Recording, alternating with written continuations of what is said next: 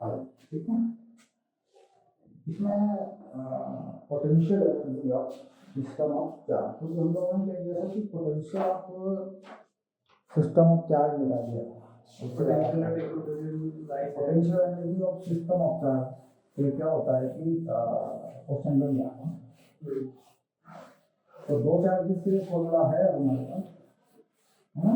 और उसमें क्या होता है कि पोटेंशियल एनर्जी क्या है कि एनर्जी का अमाउंट है और स्केलर अमाउंट है ना, तो चार्ज का साइज उसमें काउंट होता है। पोटेंशियल एनर्जी ऑफ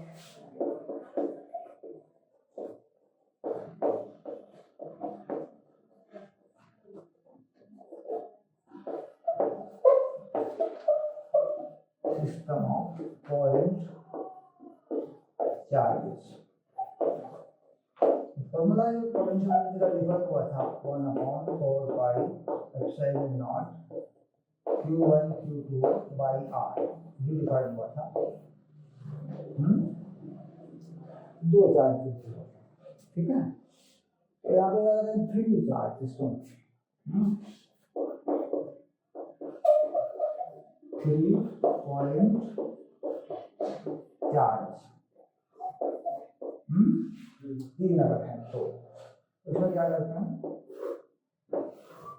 तीन डिस्टेंस बन जाएंगे। जैसे Q1 है और ये Q2 है और ये Q3 है, तो इसके Q1 और Q2 के बीच का जो डिस्टेंस होगा उसको मैं R12 कर लेता हूँ, तो समझ, इसको R13 कर लेता हूँ, इसको R23 कर लेता हूँ, ठीक है।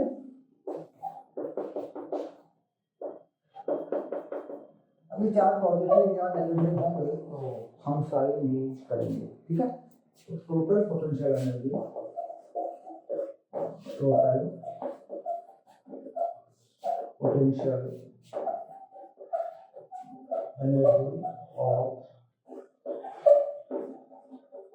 सिस्टम ऑफ चार्जेस, तो जितने भी चार्ज को मिलाने वाली लाइन हैं सब बाई क्लियर देखी जाती हैं सीक्वेंस के अंदर, जोड़ जोड़ के सबको देखा जाता है। ऐसा नहीं होता कि इसमें से कोई लाइन छोड़ दिया आपने तो गलत हो जाएगा वो। अब ये देखिए यहाँ पे क्या है कि जब सीक्वेंस में लेंगे 1 2 3 तो क्या होगा, सबसे पहले लेंगे Q1 Q2 Q2 Q3 Q3 Q1, क्या मानी ये मल्टीप्लाई फैक्टर होगा। और इसके नीचे R12 R23 और R31 और इन्हें प्लस करेंगे और ब्रैकेट में जो बाहरी कांस्टेंट है 1/4πε0 ये चीज आ जाएगी। तो ये बनेगा यू सिस्टम का पूरा कंप्लीट, ठीक है। सिंपल सा एक एग्जांपल मान लो मैं ले लूं, फाइंड टोटल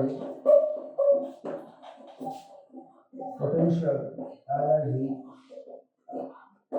ऑफ सिस्टम, यहाँ पे ट्रायंगल जो है 3 charges placed at vertices of 3 lateral triangles of side equal to 8। तो वैल्यू का साइज यूज कर रहा हूँ, लेकिन मुझे यहाँ उसकी वैल्यू माइक्रो में देने की जरूरत नहीं है, वो क्यों में आंसर आ जाएगा। तो मैंने यहाँ पे कुछ ऐसा कर दिया, एक साइड क्या रखी सम्राट, तो सभी साइड क्या बनेंगे, ए ही बनेंगे, पक्का। तो यहाँ मैंने रखा है चार्ज प्लस 2Q, यहाँ -Q रखा है मैंने और यहाँ -3Q रखा है मैंने, फाइनल। तो मैं इसकी पोटेंशियल एनर्जी निकाली।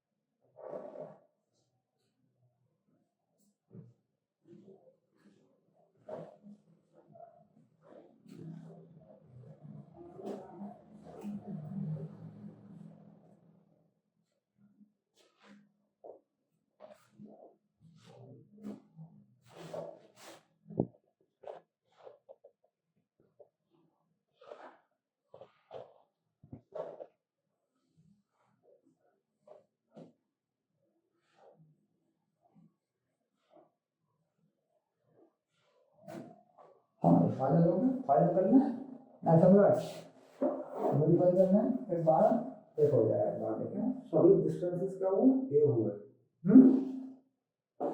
तो वही टोटल यूज करेंगे, तो 1/4 हाँ ये हो गया मान बनेगा। उसके बाद जब ये निकल तो या क्या मानते हैं, आते हैं और बी और सी ना, तो ए बी बी सी सी है।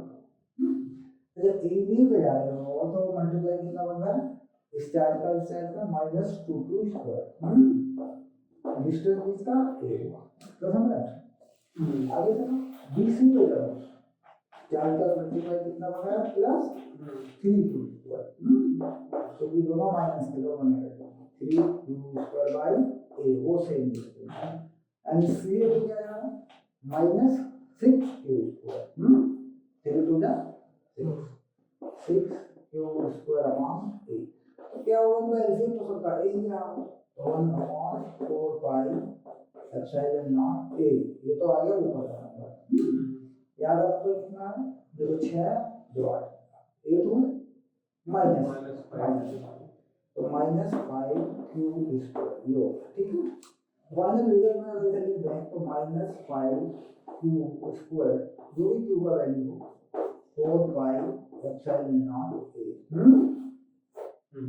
या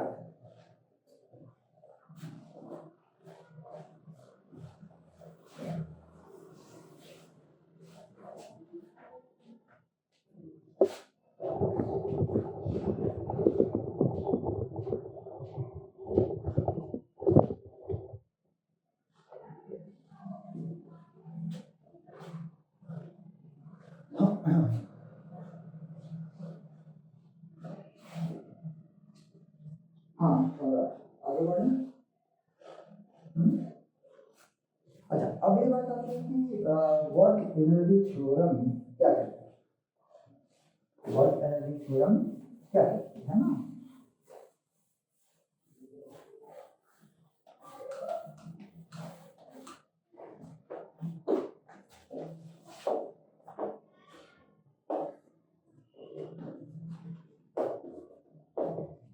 ये कहती है अगर वर्क एक्सटर्नल हुआ, आपने काम किया तो पोटेंशियल एनर्जी में चेंज करेगा या काइनेटिक एनर्जी में चेंज करेगा।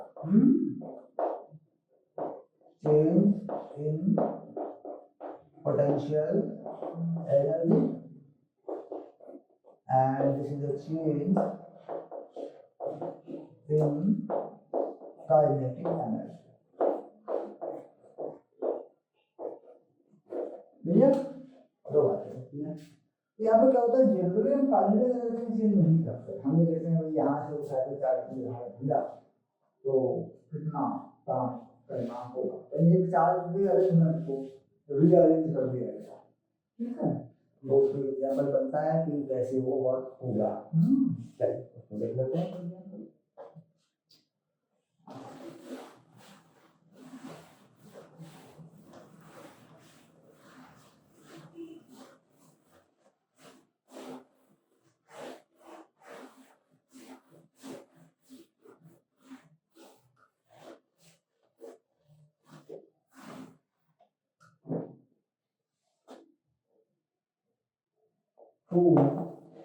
एग्जाम्पल ले लेते हैं, all charges minus a plus 10 microcoulomb and minus 3 microcoulomb are separated by a distance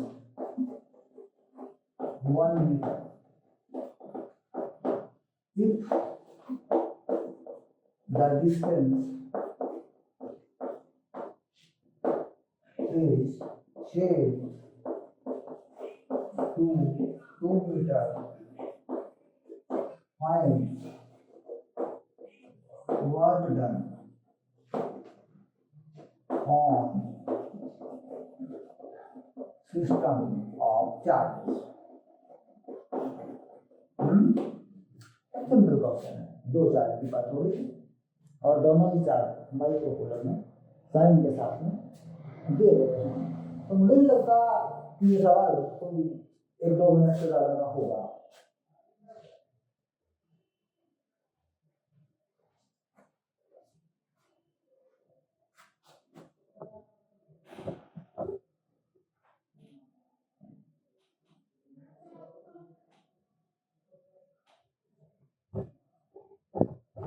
kinetic energy ना चेंज नहीं करना, काइनेटिक एनर्जी का चेंज नहीं होगा। पोटेंशियल एनर्जी की बात हो रही है, चलाया तो गया ही नहीं ना, इसको क्या करना है।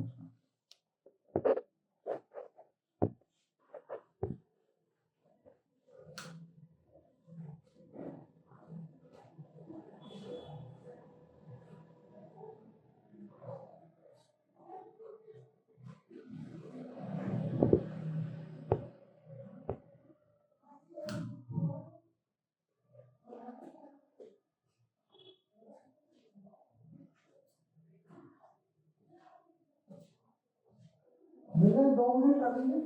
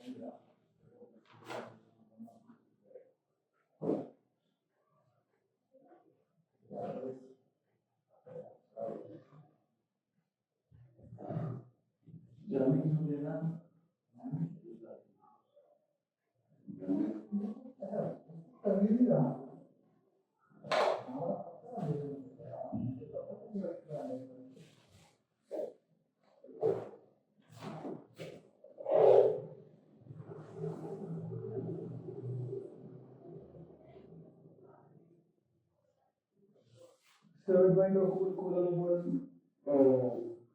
8 by हाँ वो तो जो भी होगा।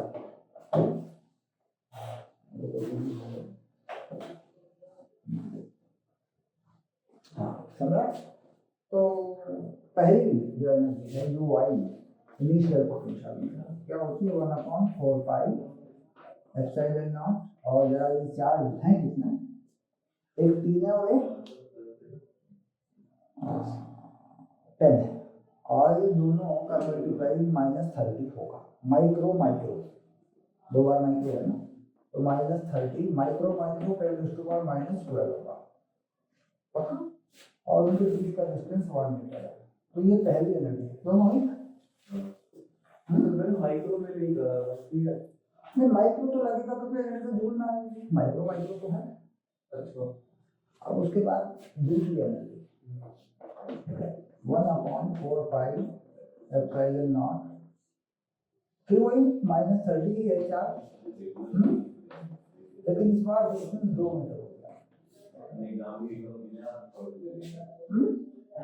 तो वर्क जब आता है तो क्या होता है, वर्क एक्सटर्नल क्या होता है, u फाइनल माइनस u, क्योंकि यहाँ पर काइनेटिक एनर्जी में चेंज नहीं। हाँ, तो कर रहे हैं इसको 1/4π/0 और ये ऊपर का नंबर कॉमन है तुम्हारा, इसे लिख दीजिए -30 10⁻⁻12 1/2 -1/1। ये यार ध्यान से देखिए कि मैंने क्या लिखा है, फाइनल में क्या लिखे 1/2 और ये मीटर में नहीं होना चाहिए, ये मीटर में नहीं होना चाहिए।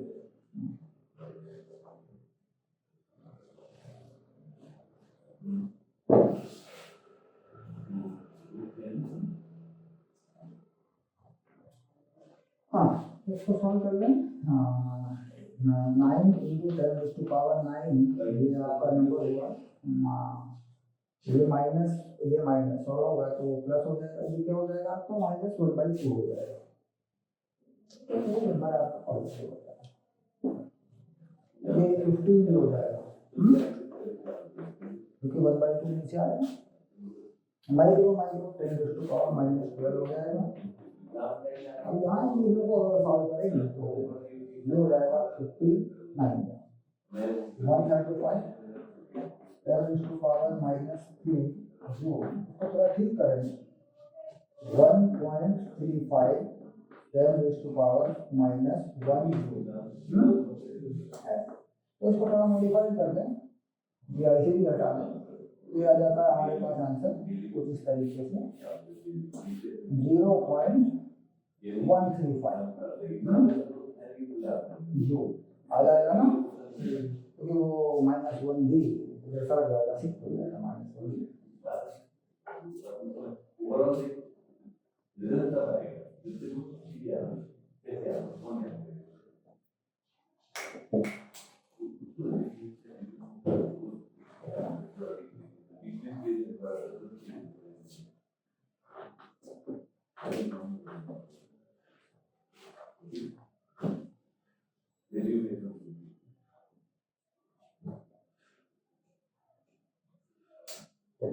इसी तरीके से कोई भी अरेंजमेंट रीअरेंजमेंट किया जाता है, क्या उनको शिफ्ट करके कुछ नया बनाया जाता है, तो उसको सिस्टम को डिफरेंस करें और निकालने का नहीं होता। अगर कराया जाएगा तो वो क्वेश्चन बोर्ड में एग्जाम में अपने मार्क्स में बैठने में नहीं जाता, बड़ा क्वेश्चन हो जाता है, कॉम्पिटिशन की बात है।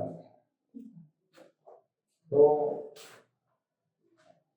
अब आगे चलते हैं, जैसा कि एनसीईआरटी डिस्क्राइब करती है और बार बार क्वेश्चन को देती है, कहती है, बताती है कि ये क्वेश्चन जो है, और उससे लोग खतरा भी खाते हैं कि यार ऐसा क्या मतलब हो गया कि इस क्वेश्चन ऐसा है और इस कॉन्सेप्ट को देख है।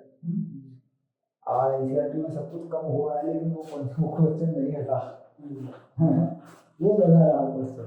तो देखिए वो क्या क्वेश्चन है, इन्होंने कहा कि हमारे पास एक एक्सटर्नल इलेक्ट्रिक फील्ड है, क्या है एक्सटर्नल इलेक्ट्रिक फील्ड, जो कि हम E = A/r² से देते हैं। यहाँ पर A क्या है कांस्टेंट, और R क्या है, फिर कहीं भी कोई R एक स्फीयर पर कोई डिस्टेंस मिल जाता है चारों तरफ स्फीयर में फैला हुआ फील्ड। अब इसमें कहा कि इसमें मैंने दो चार्ज को ला के रखा है, the 2 point charges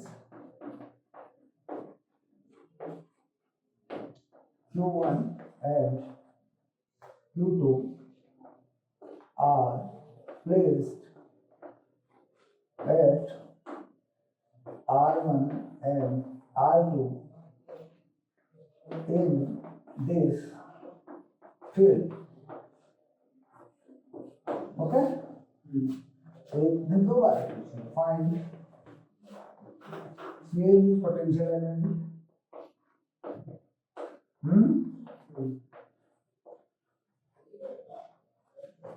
और दूसरे में ये पूछ दिया कि नहीं फाइंड पोटेंशियल एनर्जी, इसमें नहीं फाइंड पोटेंशियल एनर्जी, इंफ्रारेड से लाया है ना दोनों को, find potential energy of system.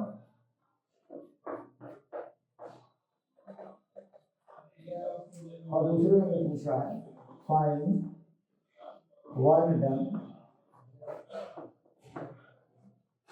On the system.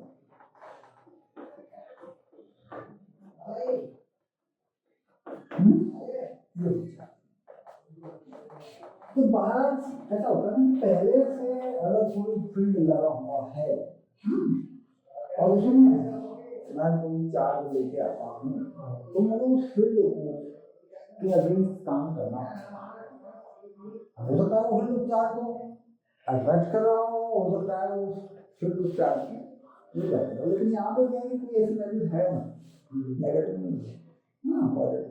इसका मतलब इलेक्ट्रिक फील्ड किसी पॉइंट से बाहर को भाग रहा है ना। तो अगर मैं इलेक्ट्रिक फील्ड के रिप्रेजेंटेशन को दूं तो कैसा हो जाएगा,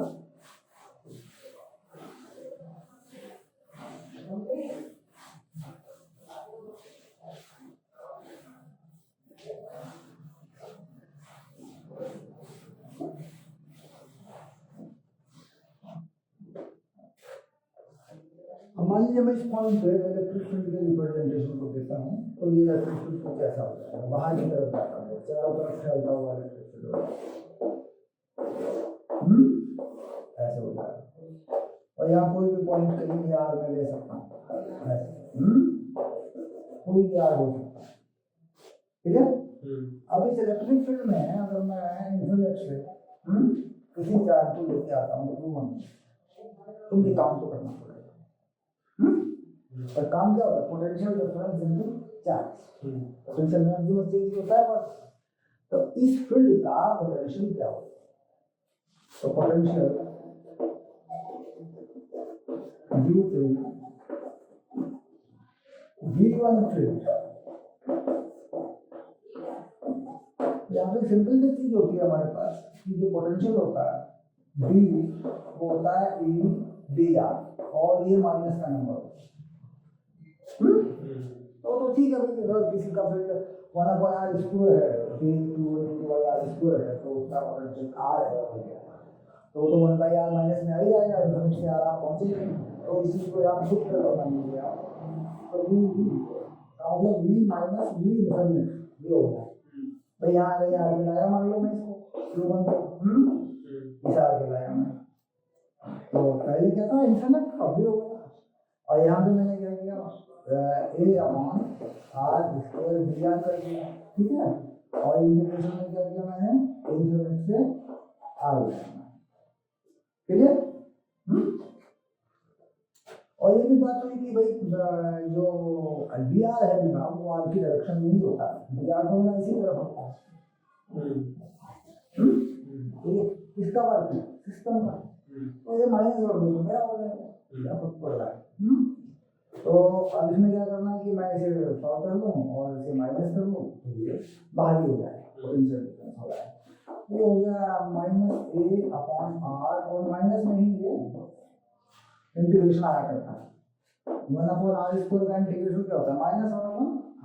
जब इस पे लिमिट लगती है इन्फिनिट से r, तो ये क्या हो जाता है, a/r ही हो जाएगा, क्योंकि इधर a/∞ आएगा तो 0 हो जाएगा। यानी ये क्या होता है, इन्फिनिट का पोटेंशियल 0 होता है, तो ये हो गया a/r। तो यहाँ तक काम करने में जो वर्क होगा वो कितना हो जाएगा, a/r1, मतलब r1 पे लाया मैं और चार्ज q1 को लाया, तो ये काम हो गया मेरा, w1 हो गया, एंड सिमिलरली अब मैं दूसरे किसी चार्ज को लेके आया जो q2 है और उसको कहीं r2 पे लेके आया, उसका साइन कुछ नहीं, उसमें कोई काम हो गया, उसको वर्क हो गया, वो हो गया a/r2 और q, ये भी हो गया, ठीक है। ये फील्ड की वजह से जो फील्ड, लेकिन एक बात और भी है कि ये दोनों चार्ज के बीच में भी रेजिस्टेंस मेंटेन हो गया r1, क्योंकि जब इस चार्ज को दूसरे वाले को इन्फिनिट से लाया जाएगा तो ये चार्ज तो पहले लाया जा चुका है, ये भी कहेगा कि यार आओ या तुम दूर जाओ, हाँ ये भी तो कहेगा।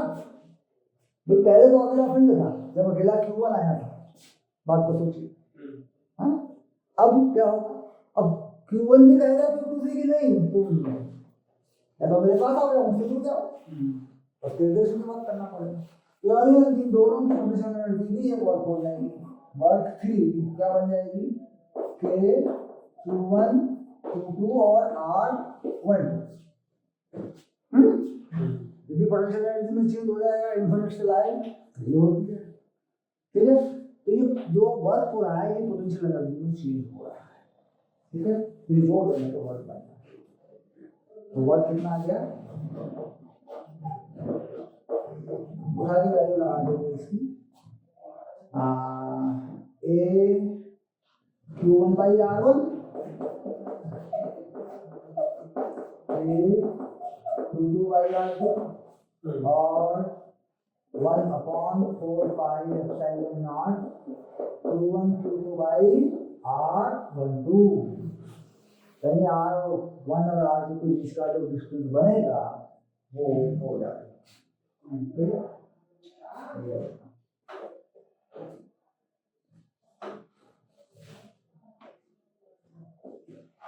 ये एग्जाम्पल एनसीईआरटी से हटा नहीं है, और परेशानी कहाँ हो जाती है कि बच्चे सोचते हैं कि ये जो चीज गिवन है इसका क्या करें, तो शुरुआत तो इसी से होगी ना, बल्कि इसमें रखो पहले ये फील्ड है।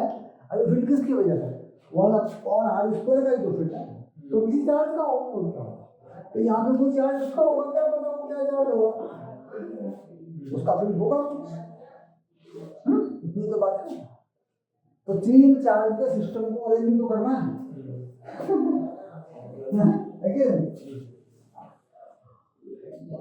तो 3 चार्ज के सिस्टम को अरेंज करूंगा और एनर्जी कितनी बनेगी, 3 ही बनेगी। अब इसके बाद ये आता है कि स्क्वायर रखने आ रहा है, तो स्क्वायर की टोटल पोटेंशियल एनर्जी क्या है, उसके टोटल पोटेंशियल एनर्जी क्या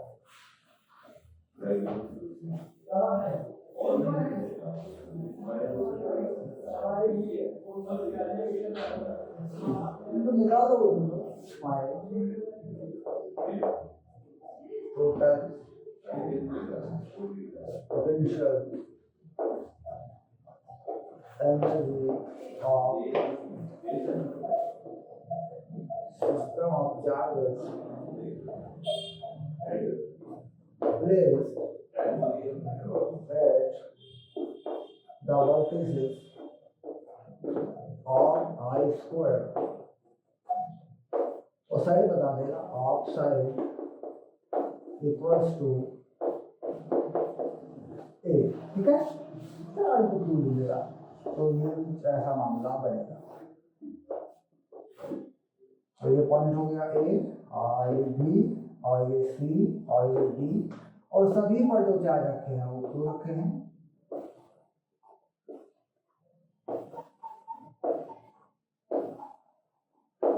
ऐसे, ठीक है। और ये डिस्टेंस जो एक साइड दिया हुआ है वो ए दिया हुआ है, इसमें भी आपको मिल रहे हैं 2-3 मिनट, इसमें भी आपको 3 मिनट मिल रहे हैं, कर लीजिए आप, ठीक है।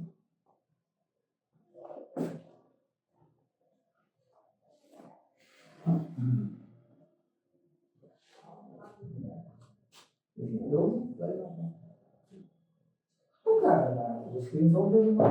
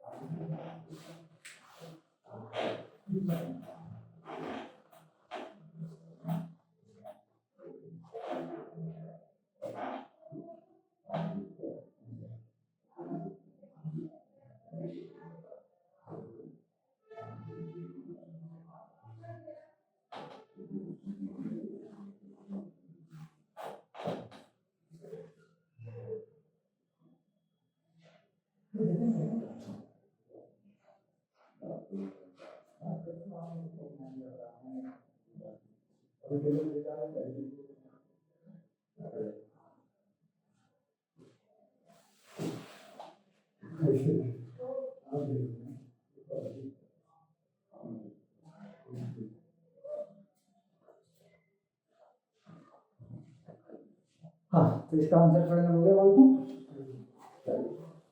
देखते हैं कोई गलती हुई होगी सम्राट। सम्राट का क्या आपने सम्राट कुछ किया? नहीं किया। ऐसा ऐसा होगा आप कुछ नहीं हो सकते, क्यों नहीं करते? आपको कुछ करना चाहिए। नहीं, ये कहने का बात है, जैसा भगवत आपके सामने ही है, have to apply the old good by sequence। तो अगर देखिए एक बात, u जो है कितना हो रहा है, जरा देखिए u a b u b c u c a u d a हो गया या ये डी जो भी, ठीक है? सर यू सी डी होगा। नहीं वो सी डी, ठीक है? ये तो हो गई चार, वो जो साइड पर है आर में है, दो वो है जो डायगोनल पर है, दो वो है जो डायगोनल पर है, एक ये रहा एक ये रहा, बस इतनी तो है, मिला दो नहीं रहा, तो दो डायगोनल पर है प्लस यू ए सी और यू डी डी है ना, ये तो और अच्छा डायगोनल, ओके? ये तो चारों एक ही जैसे है ना रे भाई, इनका तो चार्ज भी सेम है, इनका तो डिस्टेंस भी सेम है, इनका तो सब कुछ सेम है, और डायगोनल के दोनों एक जैसे हैं, इसका ही है दो रूट होगा ना। बात समझो, कोई देखो डायगोनल के दोनों का डिस्टेंस क्या है, a रूट 2 चार तो सेम है, और इन चारों का डिस्टेंस क्या है, a और 4 तो क्या है, ये भी सेम है ना? तो कुल मिला के 4 से मल्टीप्लाई कर दो और 4 पाई एप्सिलॉन नॉट कर दूं और q स्क्वायर बाई a कर दूं, इसमें हर्ज क्या है, ये चारों हो गए कि नहीं हो गए? Come on. अच्छा, अब डायगोनल के दो कर दूं,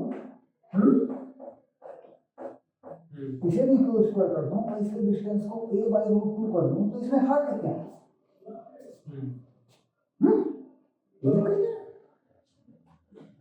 तो अब ये सारा हमारा जो कंटेंट है 4q स्क्वायर 2q स्क्वायर, क्योंकि इसमें कॉमन क्या है, a भी है और 2q स्क्वायर भी है, 2q square 4 pi epsilon not a, ये तो इसमें कॉमन है, तो क्या क्या बचा 2, यहाँ क्या बचा 2q स्क्वायर अपन एक है तो रूट 2 बचा। अब यहाँ से आगे जहाँ जाए तुम आंसर छोड़ो, चाहे तो 2 को अंदर मल्टीप्लाई कर लो, मैंने डायगोनल छोड़ दिया, वही छोड़ दिया बच्चे, काउंटिंग जो है वही छोड़ दिया। Total number of potential energy term जो होती है वो नंबर ऑफ चार्ज को एक घटा के यू सिग्मा सिग्नम जो होता है एक घटा के जोड़ते हैं 1 तक, और जो कितने चार्ज में 4, तो मैं क्या लिखूंगा 3 + 2 + 1, तो कितनी एनर्जी होगी इसमें? 6। अब मैं अगर 5 करूँ तो पेंटागन करता है, तो मान लीजिए मैं कोई पेंटागन करता हूँ, रेगुलर पेंटागन करता हूँ, सपोज ये 5 है, तो इसमें कितने पोटेंशियल एनर्जी के टर्म होंगे? कितने चार्ज है? 5, 1 2 3 4 5। पता? तो कितने टर्म होंगे इसमें? तो शुरू करता हूँ 4 से, 4 + 3 + 2 + 1। हाँ, तो कितने हो गए इसमें टर्म? 4 और 3 7 और 3 10। 10 पोटेंशियल एनर्जी होगी। जोड़ कर लिखो, 5 तो यही हो गई, ये हो गई, ये हो गई, ये हो गई, ये हो गई, ये हो गई। हुई कि नहीं? बात तो सीधी है। जब भी हम सोचते हैं यार ये तो मुश्किल बात है, ये तो डिफिकल्ट बात है, तो बात डिफिकल्ट नहीं होती है। ध्यान से समझिए, वो बात सीधी ही बात होती है। हम जानबूझ के बनाते हैं डिफिकल्ट, या लोग अपना बाजार में सामान बेचने के लिए कहते हैं हमारा सामान कुछ खास है, खरीद लीजिए, चटपटी बात है, बाकी बात सरल ही होती है।